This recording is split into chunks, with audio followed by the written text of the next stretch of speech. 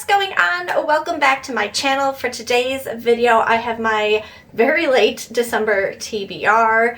If you've been on this channel, you know my track record with TBRs is not, it's not very good. I make these TBR piles and then like maybe one or two books get read out of the pack. But I have high hopes. This is, like all of them, like I think everybody's TBR. It's very ambitious. They're the books that you hope to get to, and half of them you probably don't.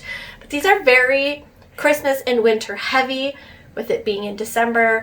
So if that is something that you like to watch, then keep watching. So like I said before, I do have Christmassy but more winter heavy books. I also am missing a couple books. I ordered some books and they haven't arrived yet, so I will talk about those towards the end. So let's get to the first book, and that is The Christmas Murder Game by Alexandra Benedict. This cover is just, it's so beautiful.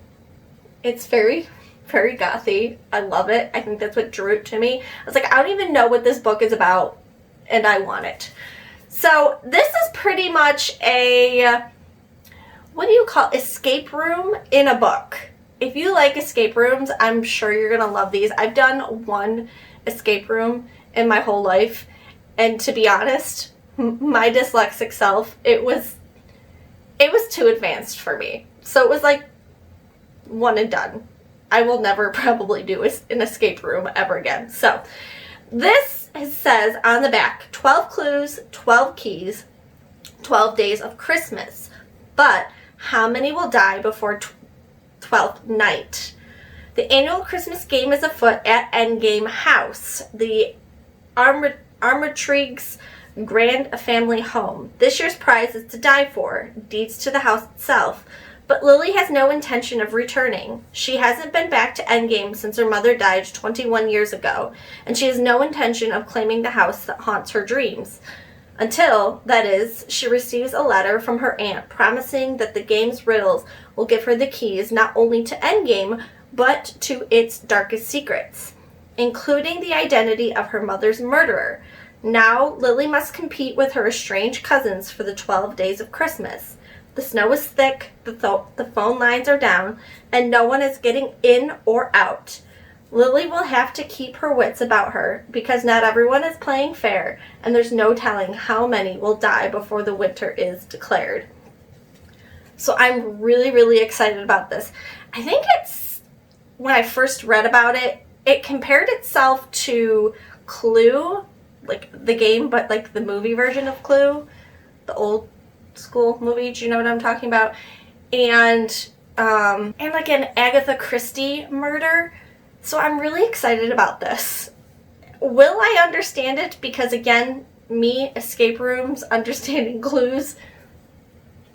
But I think this will be quite fun. Next on the list, I actually have two versions of the same book, and I'm not quite sure which one I want, and that is The Christmas Carol. I've never read The Christmas Carol.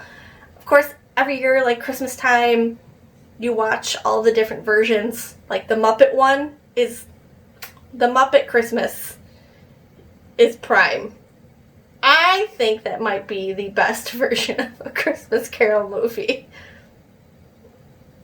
in my opinion. So I have two editions here. This first one is from Puffin Books, and this is called, I think it's the Puffin Chalk is called. And it's just this really pretty cover. It's like the inside. And there are some pictures in here. Not a lot of pictures, but there are some pictures. And it's just really handheld.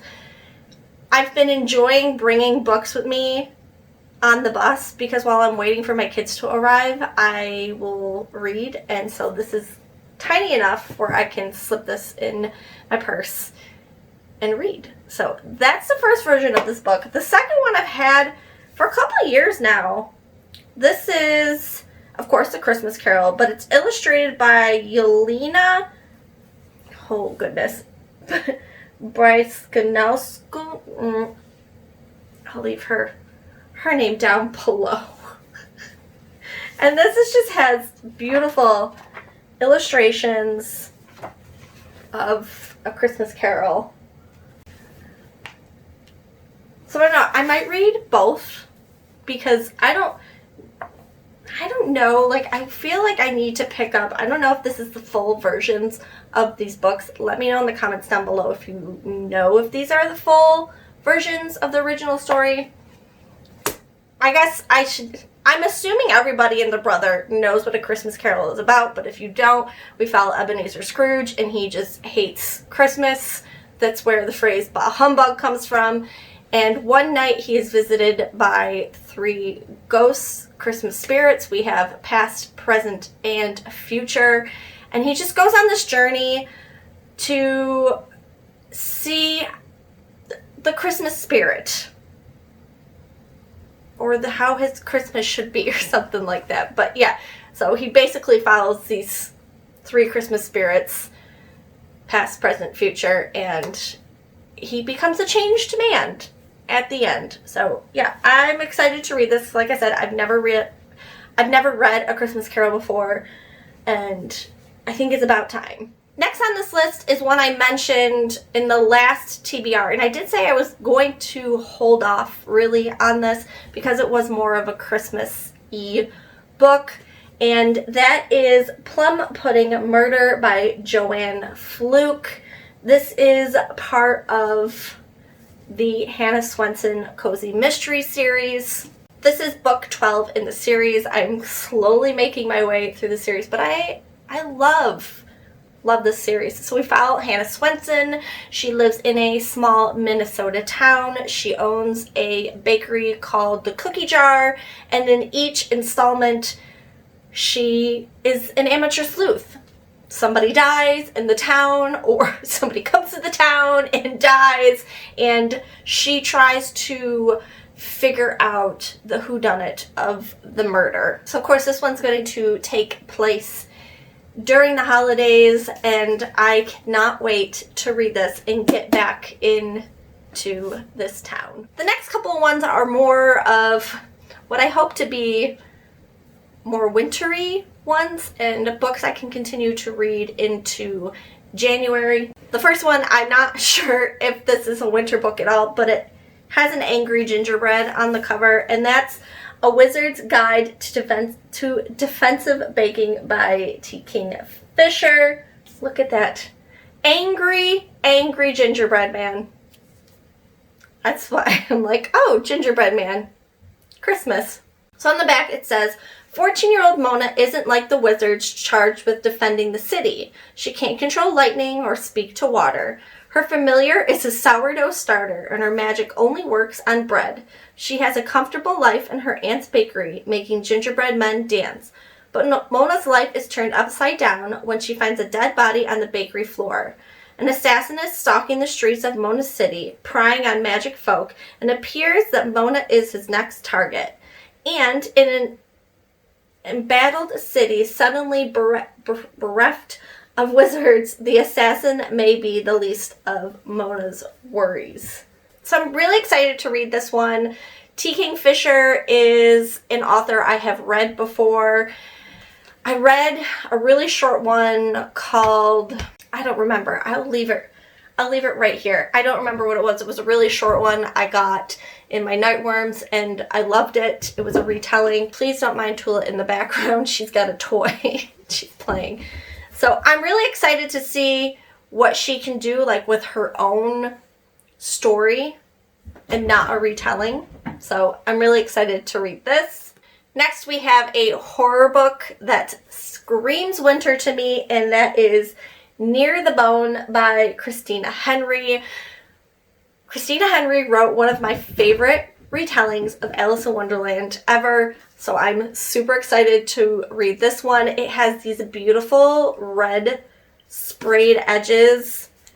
The end papers are gorgeous as well.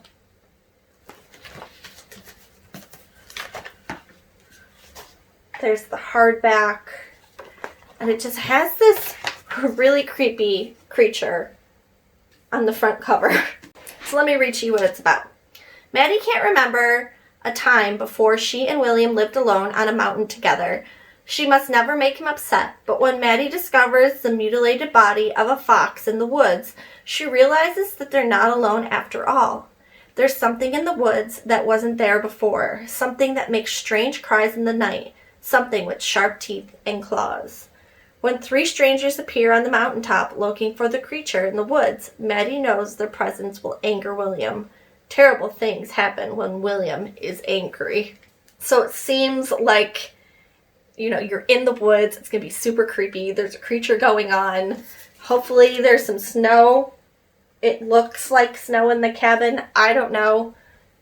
But yeah, just a horror book that will be read during this winter time while I'm cooped up here in the house. And then the last physical book I have before I get into the books that have not arrived yet, we have Winterwood by Shay Earnshaw. If you are unfamiliar with Shay Earnshaw, she wrote the Wicked Deep book, which was loved all over BookTube. This is kind of an older book by Shay Earnshaw, and I haven't gotten to it yet. It's wintertime. What better way to read Winterwood than now? And here we go. Another book that takes place in a dark wood. Be careful of the dark, dark wood, especially the woods surrounding the town of Fir Haven. Some say these woods are magical, cursed even. Rumored to be a witch, only Nora Walker knows the truth. She and the Walker woman before her have always shared a special connection with the woods, and it's this special connection that leads Nora to Oliver Huntsman, the same boy who disappeared from the camp for wayward boys weeks ago. And in the middle of the worst snowstorm in years, he should be dead, but here he is alive and left in the woods with no memory of the time he'd been missing. But Nora can feel an uneasy shift in the woods at Oliver's presence, and it's not too long after that Nora realizes she has no choice but to unearth the truth behind how the boy she has come to care so deeply about survived this time in the forest and what led them there in the first place. What Nora doesn't know, though, is that Oliver has secrets of his own. Secrets he'll do anything to keep buried, because as it turns out, he wasn't the only one who went missing on that fateful night all those weeks ago.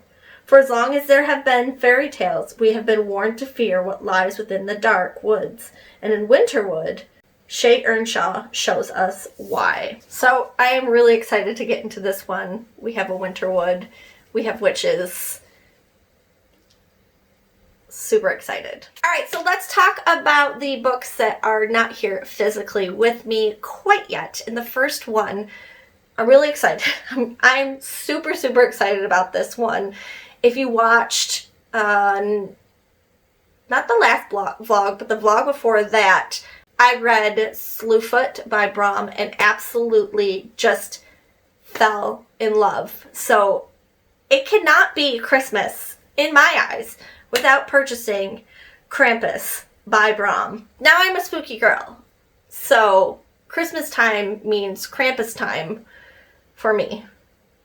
Don and I watch the Krampus movie every year, and I'm just so excited. I'm so excited. I can't wait to get this book. It's going to probably have more beautiful artwork from Plum.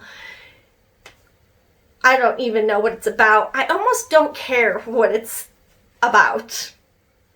Just Krampus is, I'm excited. So that's coming soon. This is a long title. I'm going to read it off my little sheet of paper here.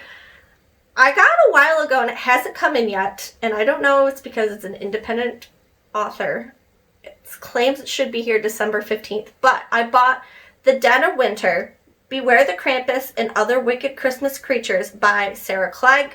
Basically what this book is going to do is it's going to go through different dark creatures of Christmas from all sorts of cultures around the world.